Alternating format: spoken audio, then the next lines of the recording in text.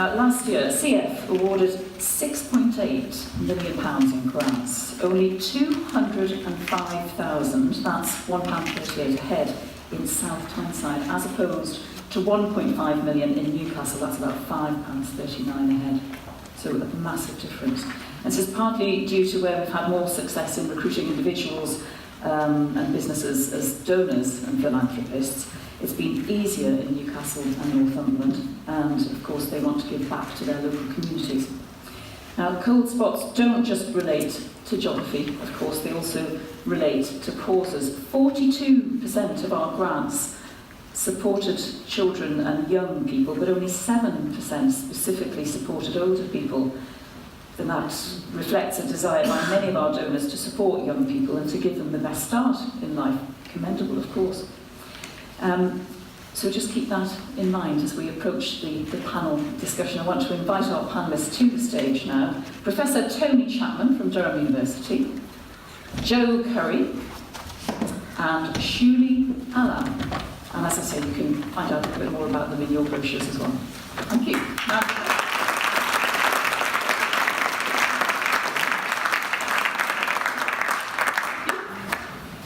Now, I want to start off with you, Professor Chapman, because you've been researching third sector issues for 10 years. 10 years, yes. And I'm going to ask you to sum up in a matter of moments those 10 years of research. How long have you got? No, I've got 4 minutes. I've been told 4 minutes. What have you found? It's a big study.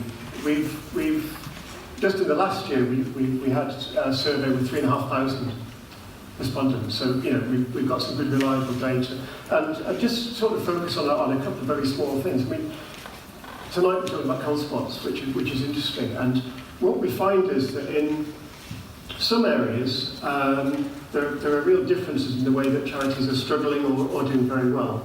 And the sector as a whole is doing quite nicely, actually. The charitable sector hasn't gone into a terrible decline with austerity. It's still okay. But in some areas, some are struggling both financially, or maybe they're drawing on their reserves too much, or they're having to let staff go. And they're focused mainly in the least affluent areas, and they're also focused on those charities which rely primarily on public sector funding. Obviously councils have been clobbered, and the consequence of that is that there's been a knock-on to those charities. So there are some cold spots, and what foundations are trying to do, such as the Community Foundation, but not only the Community Foundation, there's many others on the block as well. We've got Big Lottery, Garfield West, and others around. Maybe I'm not allowed to speak about them.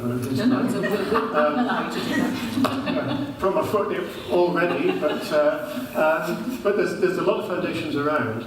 But there's something about the cold spots is where we find that there are fewer grants get awarded in the least affluent areas than in the poshest areas. Now, so what we're trying to explore is why that's the case, and I think the reason why people normally think about this is say that the quality of the grant applications in those less affluent areas are not good enough. Now, I'm a sociologist, and when everybody's saying one thing, I always think, well, hang on a minute, that doesn't sound quite right to me. And I think that the question really is about not so much how you interpret, or well, maybe it is about interpretation, but when you're reading a grant, if you say it's not a good enough quality, are you maybe using the wrong criteria in some way? Often people say we want to reach the hard-to-reach communities, the hard-to-help communities, or the hard-to-support communities. Then maybe you have to think, well, maybe those communities will write their grants in different ways. And it's not about the quality necessarily of the grant applications, but it's a question of how you actually interpret what they say. Yeah. I'll give you an example. Yeah. I was working on a big corporate social responsibility programme a while ago, and it was based in London, not up here. But it covered the whole of the UK. And what they tried to do was to focus primarily in the areas where the kids didn't have much of a head start, which seemed like a good thing to me to do, and I wanted to support the project. When they started choosing the projects of the young people, I noticed that the project team were looking for awesomeness. Everything is awesome is what they were looking for. And I started thinking about it. For a start, I tried to stop them saying awesome. Can you please focus instead on the worth of what's going on, the worthiness of what's happening. And I suppose these were very capable people. And because they were very capable and been very successful, middle class, well-educated, articulate, they expected a great deal of people who maybe weren't yet there. Yes. But there's another thing as well, and I'm probably running out of time, but that it's not just about that. It's also about respecting and understanding what is worthwhile. And so say if you've got a youth charity or something of that sort, if you're in a posher area, you might say we want to get more kids into university who are those on the margins of that. But what about those kids who aren't going to go to university, who aren't on the margins of that, and actually maybe aren't that interested in that either?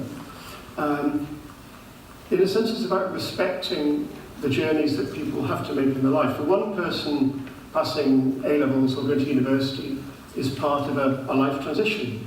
For others, it would be beyond their sights. Yeah. So, but becoming a plumber or a care worker could be a triumph in their life. So it's not about just supporting the paths to glory, as some people might perceive those paths. I think so, yeah. And I mean, there's many ways of living a good life, aren't there? Yeah. And I think what I'm trying to say is that respecting people they think is important, rather than impose upon them a gold standard of what you should be like in your place in this society. So that's what we're looking at. Jill, if I can just move on to you. You're the outgoing Community Foundation Vice Chair.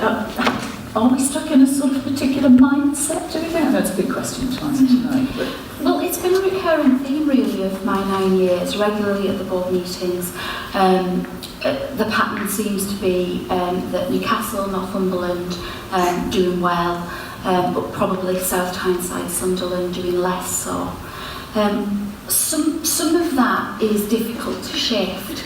So, for example, it's absolutely right that we respect donors' wishes, and if they've been born and brought up in Northumberland and want to give something back to that place, then absolutely we must respect that. Likewise, a lot of activity goes on in Newcastle. We get more applicants from Newcastle. A lot of charities have their registered office in Newcastle but operate like across local authority boundaries.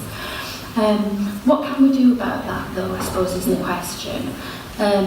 In terms of place, in a very small way, what I always do is when I'm chairing grants panels, do a bit of a sense check throughout the panel meeting to make sure that we're not kind of clustering all of our money in one place.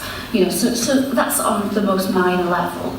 Beyond that, though, I think it's about having people, either staff or ambassadors for the Community Foundation, that have a real expert knowledge in local places and just absolutely have the respect for donors' wishes, but can use things like visits, things like vital signs, things like impact reports, just to kind of make sure that donors understand and appreciate life beyond what they immediately know about.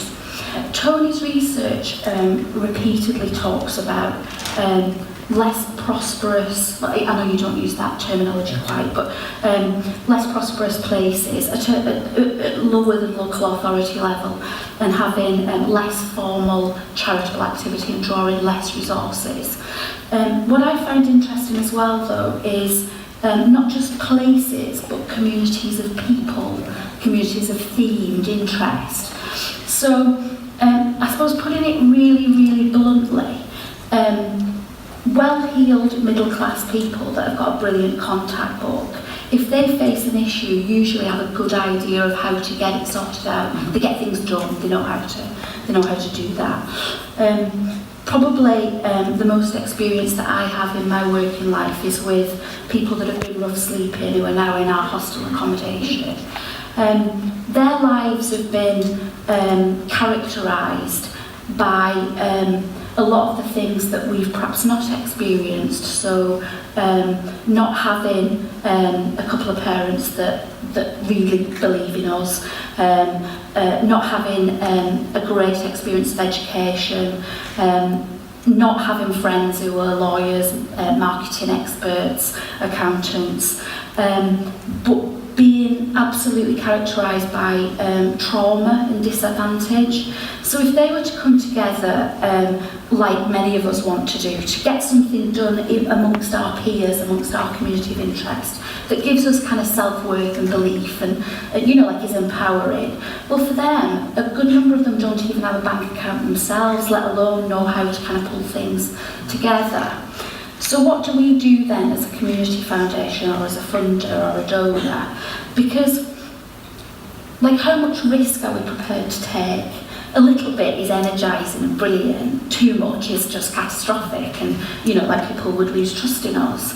And likewise, if we're going to offer organisations some support to get it right, how much is too much? So can we spend £2,000 on gingering up an application enough that's worth £750? So these are the kind of dilemmas that we have, I think. But I think that if people like, the rough sleepers that I've described want to have a go and are committed to changing their lives for the better, then I think it's incumbent on us as a foundation to respectfully work with donors to take them on that journey with us. Yeah, okay. Well, Juliana, obviously you were nodding and agreeing with much of what Jo said there. You're the Chief Executive for the Compact for Race Equality in South Tyneside. What is it like for you in attracting support? It's quite interesting what you say about areas in Newcastle and Northumberland. In terms of ethnic minority population, our priority group is BME communities, including asylum seekers and refugees. I mean, what are the numbers in Northumberland? Are quite low. So if funders are not prioritising areas such as Northumberland, organisations like myself don't stand a chance because the numbers just don't add up. So in terms of South Tyneside, if we compare it to the likes of Bradford, again, very small. But small doesn't makes it almost invisible. But small organisations probably need, smaller communities need a bit more support in terms of raising their profile, in terms of giving them a voice. So with the Community Foundation, we've actually, as Crest, as an organisation, in fact, we've got a really good relationship with the Community Foundation. We've put in several applications for projects, and that's enabled us to pilot projects and initiatives and attract further funding. So I'll give you an example. We received funding through the Wellesley Foundation to start the Aspire Girls project, and that was born out of consultation with young girls, and they cited gender inequality and not having a voice. So we piloted that. And from that, it kind of stated some of the issues that young women face. We put in an application to the Tampon Tax Fund and managed to get 150,000 just under investment. So without the Community Foundation, without the generosity of the donor, we would not have been able to showcase, the demand for such an initiative, and in terms of scaling up and supporting more young girls and young women. That's just one of so many examples. Can I ask, I think you pretty much do everything, don't you? Pretty much. You wear many hats. Yes. Are you also responsible for putting together the grant applications? Yes. And do you feel that you're competent now in doing that? Yes. Yeah. And is there a need for more training for people in charities that perhaps just have no experience of doing this? Yes, they do need, I think people do need support in terms of just understanding the criteria, because it can be misinterpreted if they haven't got the experience. When you've done X number of applications, you kind of get the gist of it, in terms of what they are looking for. And you have to be creative. You have to kind of say the most boring things in the most imaginative ways, but it's got to be said, So you do kind of ginger up and spice up things, without just fabricate anything. So you are telling the truth, but kind of trying understanding what the funders actually want in terms of a quality application, and not overstate it. Don't overstate the application. Don't make it unachievable. Because then that doesn't bode well either with the funder. So if you can't, 6 months down the line, you can't achieve some of the targets and outcomes that you said you're going to achieve, that's not going to... Yeah, it must be very frustrating for you. You must come across other groups that are crying out for help, and there is money there, but they're not aware of how to access it, or they just don't get around to doing it. It must be so frustrating. There's very smaller community organisation, community-led organisation. I think it's very much a challenge. For the kind of the middle-sized big organisations, not so much perhaps. But there is always a challenge. Again, for organisations that work with particular communities, funders, unless they actually state, say for example, the state that they're going to support refugees, asylum seekers, if it doesn't appear in one of their criteria as their priority areas, then we don't stand a chance, more or less. Yeah. You know, it's got to be a fantastic application to really. Because we are concerned about these cold spots. We don't want them getting colder. We don't want more of them. So, final thoughts from all of you, just to help us out in terms of, I don't know, in 5 years, where do you see us with cold spots, and then trying to generate that help and that awareness? I think there's a lot of work going on already. Actually, we're not in day one. I think that the foundation here and working with the foundation as well are starting to think carefully about how they don't set the sector off with too much competition, so that because there is competition, the sector is hungry to achieve a great deal in the world, and certainly my evidence shows that every 2 years when we test this, there's a huge disparity between expectations of the future and what actually happens in terms of getting money in and so forth. So you do have a sector which is often a bit disappointed because it does want to achieve, but you can't do anything about that. Do you want people to become less ambitious? That's very important. But I think the thing where we're starting to shift with the study we've been doing over the years, because we talk to all the funders, is the idea of worthiness that we've been talking about. I mean, how do you spice a homework club? It's very, very difficult. But for kids who have no quiet space, where there are no computers, where there isn't a helpful environment, it's very hard if they're the sort of kids who want to get on with that sort of stuff. So it's worthy. It's a little bit dull in PR terms, and I think really for the foundations to think, well, let's have a balance. Some of our grants will get us great stories, and we'll be able to know. No promises. Some of them will be just really worthy and worthwhile, and to be valued for what they are, really. And I think that's the shift that is happening. I think it is happening now. Good. Well, that's encouraging, isn't it? I mean, how are you feeling now that you're leaving soon? And we're all sorry to see you go, but it's in good shape. Yeah, and I think the Community Foundation here is willing to try new things and be intelligent about things. So it's not about now always putting an application in and ticking the right boxes and talking about sustainability or innovation and all of that. It's often very much about, we know that this organisation does brilliant stuff in that place. We trust them, they've always delivered well.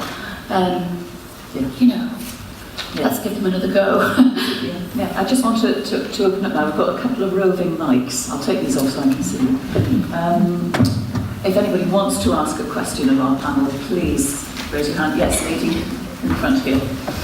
Mic winging its way. Hiya, my name is George Evans. I'm from Northumberland Domestic Abuse Services. We cover the whole of Northumberland, a very small charity doing that work. Just to say firstly that thanks to the Community Foundation, we have 2 children's workers only on 12 hours each to cover the whole of Northumberland, but without them we wouldn't have any. As you said, it is very difficult with, austerity and the cuts with local government. At the moment, we only really get 2% of our funding income coming through the statutory organisations.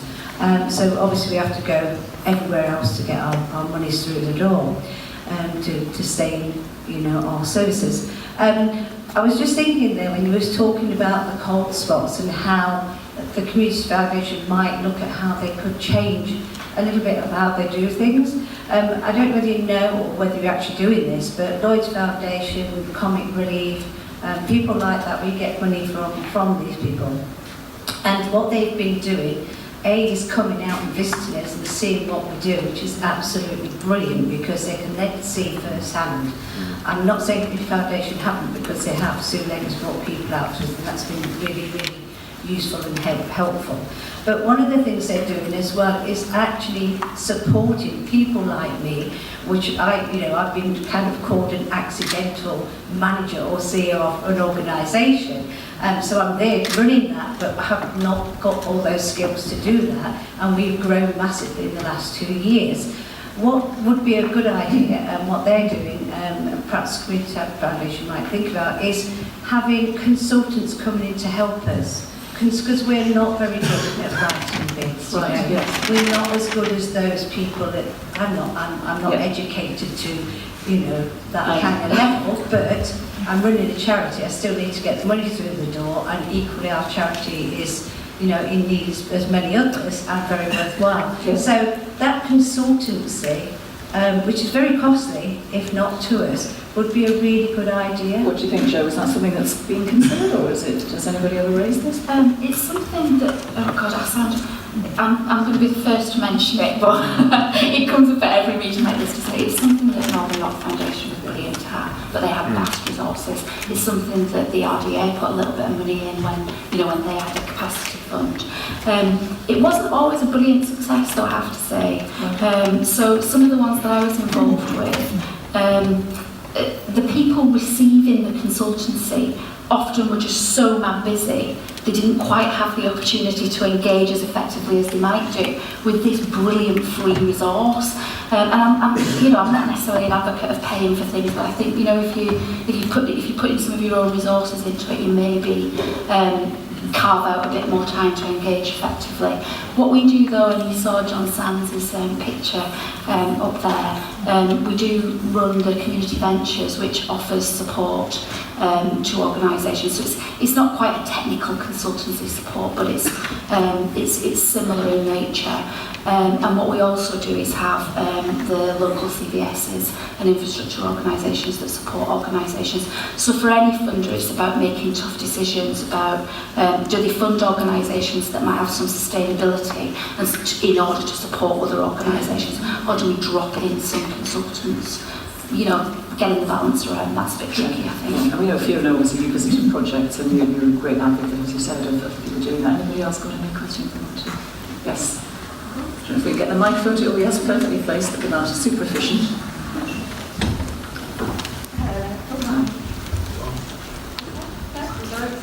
Is it on? Yes?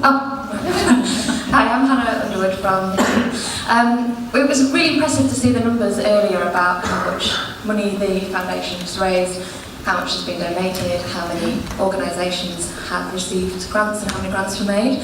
But I wondered, in this sort of venture to try and tackle investing more in the cold spots, both geographically and in terms of communities of interest, what the Community Foundation has thought about in terms of really measuring the impact of those grants made, either upon the organisations that received them or upon the beneficiaries that they were aiming to support, or indeed in terms of impact upon themes or issues that are specifically faced in areas. So do you mean in the cold spots themselves? Well, in the cold spots, or it's just it felt like in terms of impact. Yes.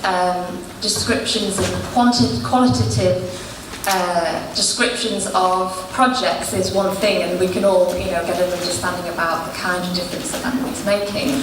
But I wondered what thoughts the foundation had in terms of an impact measurement strategy, or ways in which you could actually begin to try and quantify some of the difference that's being made, and whether that would have an impact upon I'm sure they're in place. on the cold spots. Hannah's given herself away as a data geek. Yes, it's something that we've been working with Gardner Richardson on, around telling our story really, really well, and developing just ways of really communicating our impact well. What Rob said repeatedly is, if we can't tell our story right, if we can't convey our impact to donors, then we're in difficulties. If we can make sure that donors understand the impact of the good work that's being done, then, put it bluntly, they're likely to give more and continue to give. So it's hugely, hugely important. But it's once again about proportionality.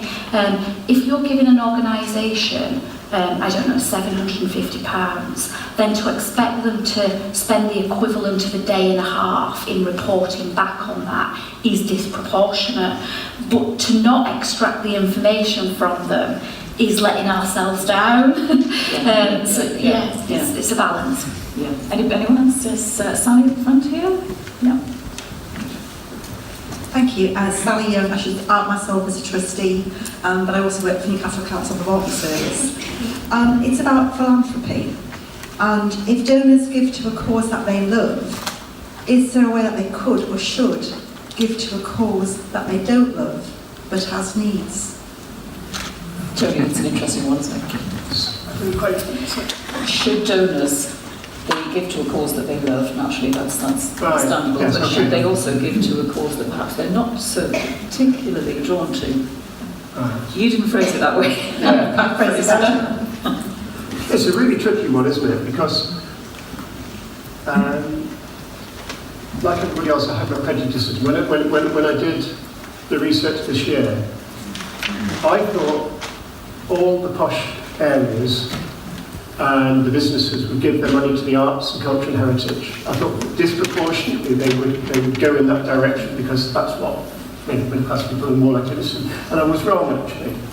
And it's really good when you get the numbers out, you realise that you're actually wrong about things. So I dug a lot deeper on this and realised that we're in a very mixed marketplace, and some people are very passionate about a specific issue. They give their money, their philanthropic in their giving. Sometimes because there's an awful experience in their life, and they will go in that direction. And I think that's absolutely fine. But what I would say is that not everybody has to have a charity. Not everybody needs to have their own foundation in this sense. And I think one of the things about the Community Foundation, they act obviously in a very broad way with a number of givers to help kind of channel the funding a little bit so that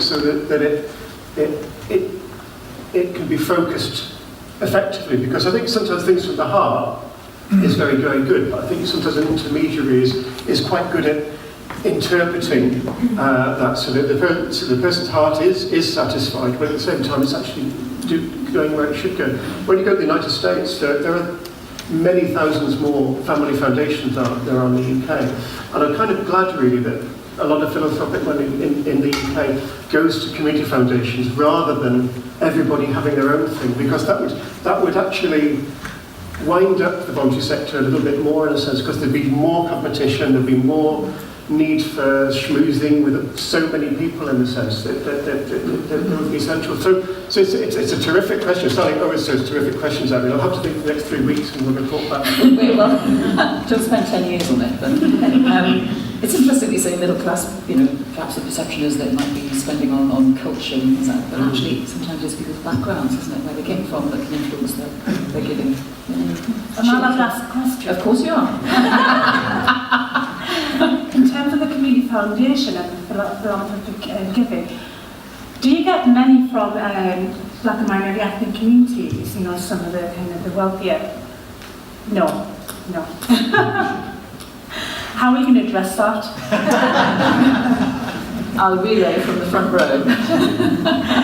Because it seems to me there's a lot of very successful businessmen out there, from a kind of this background that I'm from, that could potentially be a donor. So it is, how do you address that? I'm sure there are tentacles out there as we speak, positive that would be. Right. Yeah. I think show back on yours. Yes. Sorry about that. I'm really sorry, Carol, that I'm Shobha Srivastava. I'm involved in a number of charities, and my question's actually very simple, and that is that often when we apply for funding, we are told that this project has been running for so long, and it seems as if the funders are looking for new projects. Now there's a number of projects that if they've been running for 15, 20 years, then obviously there is something in that project that needs to carry on. And my other question, which is also a simple question, I think, may not be so simple for us, but simple for the funders, I suppose, and that is, you get a grant for a project, what about the running costs? Because that is one difficulty we face all of the time, writing application after application, and that is what we need to know, how and where do we need to go. So 2 is running projects, and second is running costs for if you got money for a project. Yeah. How do you keep running? Joe, I feel like I'm asking you an awful lot tonight. So, can you answer? Yeah, Joe will answer that. Do you know what? I have every empathy with you in this regard. The amount of times that I've filled in an application for funding and there's a question that talks about sustainability, and what I want to write is, if you don't fund it, then it's going to end, because that's the truth. Do you know what I mean? But I start writing things like, we'll have discussions about mainstreaming, or we'll set up a social enterprise, or yada, yada, yada. But that's what I was trying to get to earlier, that I think that Rob and the team, particularly on the bounce from Rob's trip, where he was kind of exploring what went on in Canada this year, we're moving and we're being drawn more towards the idea of, we know that there are some really fantastic organisations doing brilliant stuff on our patch, right? I think we've got all of our kind of, what's the word, our antennae up for new and emerging groups, because we don't want to disadvantage those. But it not being all about sparkly innovation, and that understanding that the people that use your services are not going to be able to pay for them. So this kind of like pretend charging model that you might move into is just a bit made up, you know. So just having a more mature and honest relationship with grantees that's based on trusting them and knowing that they do a good job in a good place, and it might not be headline grabbing particularly, but it's decent stuff that people rely on. Okay, the BBC in me tells me I should seek some balance, and we haven't had any questions from men. I don't know why this is important, but it's irking me somewhat. Anyone want to venture? Hello. Where are we? I'm over here. Hello, can you see me now? Oh, sorry. You're too near. Michael Tweedy from Sunderland Astronomical Society. I've heard throughout, a recurring theme throughout the night, that there's hot spots, there's cold spots, and the cold spots seem to be in the place where it's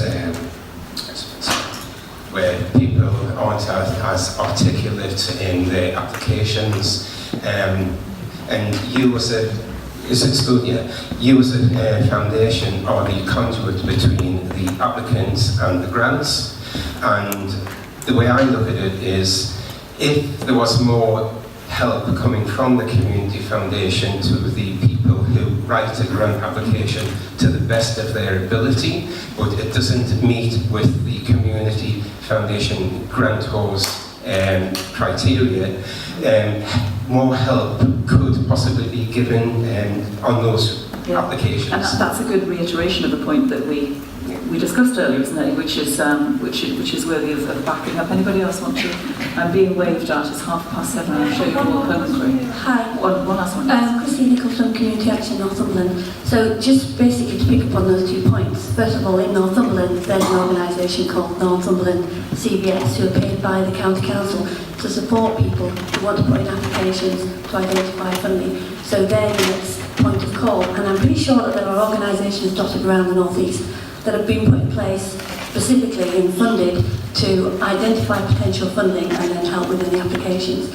The second thing is, I was going to again support what the person said over there, that we work with about 30 organisations a month, and the basic need seems to be with core funding. So we don't all have a new singing and dancing project, but if you want to get money, we have to come up with a project. Basically, that's how it works. Whereas there's a lot of organisations that are doing a great job, but it's maybe not a necessarily sexy project that they're involved with, and they just want to be able to continue to offer the service that they do. Which is a theme that has been apparent tonight, Yes. You're right, that perhaps the mindset and the more open approach might... Yeah, so there's less and less core funding available now. It used to be a lot more when the European money was available, but so I'm not quite sure where people are going to go just to keep themselves going unless they can become self-sustaining. It's worth marking, yeah, thank you.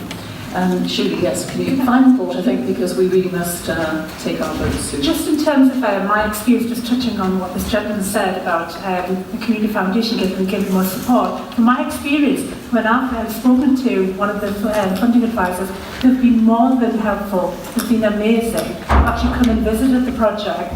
So it's just about asking for that help, and they're there to help. So they've been phenomenal in terms of support. If they're thinking an idea is great, they'll actually come forward and offer that support.